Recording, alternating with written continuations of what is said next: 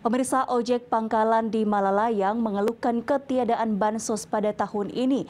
Mereka berharap bisa mendapatkan bantuan dari pemerintah berupa sembako dan uang tunai karena pendapatan mereka berkurang drastis selama pandemi.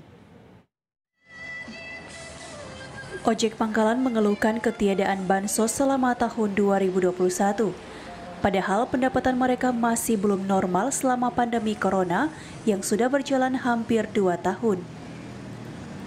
Mereka berharap adanya perhatian pemerintah, terlebih pemerintahan yang sudah dilantik di Kota Manado. Belum pernah dapat bansos pada tahun ini.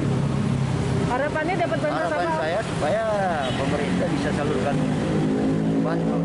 Apalagi tukang ojek.